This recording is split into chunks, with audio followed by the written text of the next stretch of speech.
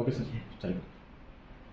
जी नमस्कार दोस्तों, मैं हूँ फिल्म एक्टर और डायरेक्टर एजाज अहमद और आज मैं आया हूँ आप लोगों के शहर बीजापुर यानी विजयपुरा।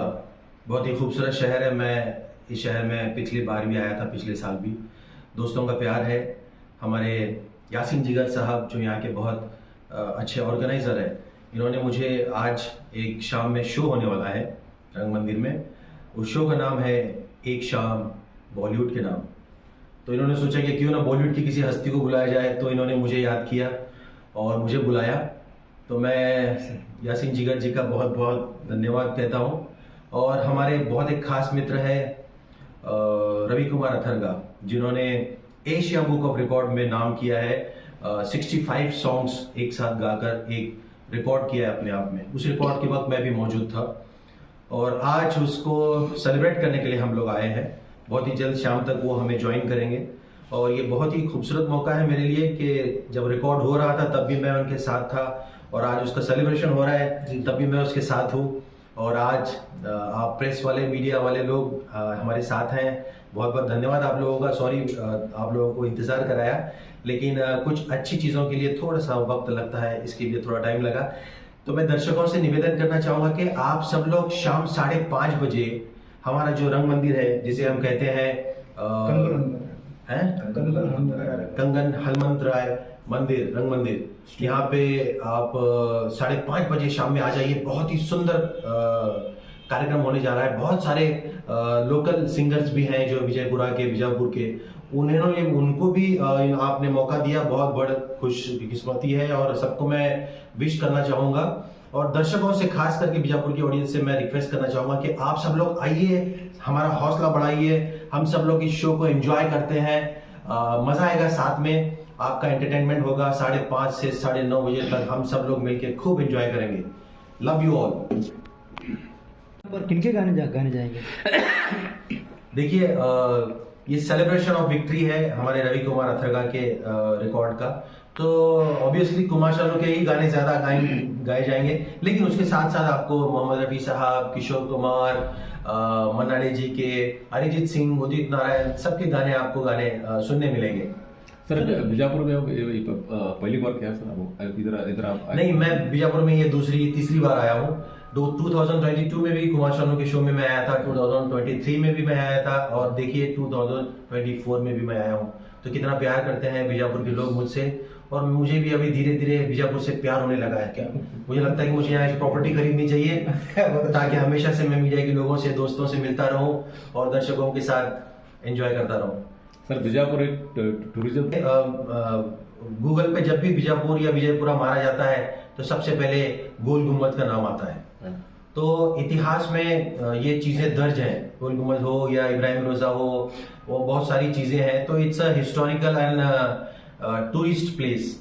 तो मुझे बहुत खुशी होती है कि हम लोगों को वहाँ से यहाँ, जब मैं बॉलीवुड में होता हूँ बॉम्बे में, तो हम लोग वीडियो में देखते रहते हैं कि ऐसे है, लेकिन आप लोग तो खुद यहाँ रहते हो, तो पता नहीं आप कितने भाग्यशाली हो कि यहाँ रहते हो, रोज इन सब चीज़ों को देखते हो। मुझे बहुत अच्छा लगता है और टूरिज्म के लिए तो ये बहुत बढ़ावा है। और इस तरह से अगर कलाकार भी उभरते रहेंगे, जैसे आप मौका दे रहे हो नए नए कलाकारों को, तो ये बहुत जल्दी टूरिज्म के साथ साथ ये म्यूजिक के लिए भी बीजापुर फेमस हो जाएगा। सर ये इन्होंने जो 65 सॉन्ग गा के एशिया बुक ऑफ रिकॉर्ड में अपना नाम दर्ज किया हुआ है। और प्लस ये देखकर हमने जब दुबई टूरिज्म वालों को ये इंफॉर्मेशन दिया कि हमारे पास एक ऐसे सिंगर भी हैं जिन्होंने इतना बड़ा रिकॉर्ड किया है, तो उन्हें दुबई में मेरे साथ जब वो आए थे तो उन्हें भी भारत इंटरनेशनल गौरव अवार्ड दिया गया। तो शायद आपको पता होगा, न्यूज में भी आया था। तो ये सम्मान से भी उन्हें नवाजा गया है और बीजापुर में क्या, कर्नाटक में वो पहले व्यक्ति होंगे जिन्हें इतने महान अवार्ड से नवाजा गया है। ವಿಜಯಪುರದ ಐತಿಹಾಸಿಕ ವಿಜಯಪುರ ನಗರದಲ್ಲಿ ಕಂದಗಲ್ ಹನುಮಂತರಾಯ ರಂಗಮಂದಿರದಲ್ಲಿ ರವಿ ಅತ್ತರ್ಗಾ ಅವರ ಒಂದು ಅವಾರ್ಡ್ ಪ್ರೋಗ್ರಾಮ್ ಅನ್ನ ಇವತ್ತು ಸೆಲೆಬ್ರೇಷನ್ ಮಾಡ್ಲಿಕ್ಕೆ ಹೊಟ್ಟಿದ್ದೀವಿ. ಅದರೊಳಗೆ ಏನಪ್ಪಾ ಅಂದ್ರೆ ಇಂಡಿಯಾ ಬುಕ್ ಆಫ್ ರೆಕಾರ್ಡ್ ಒಳಗೆ ಸಾಧನೆ ಮಾಡಿರುವಂಥದ್ದು, Asia book of record, international Bharat ಗೌರವ ಅವಾರ್ಡ್ ಇಂದ ಸನ್ಮಾನಿತರಾಗಿರುವಂತಹ ರವಿ ಅತ್ತರ್ಗಾ ಅವರಿಗೆ ಆಗಿರುವಂತಹ ಒಂದು ಸನ್ಮಾನ ಕಾರ್ಯಕ್ರಮ ಇವತ್ತು ಇಟ್ಕೊಂಡಿದ್ದೀವಿ.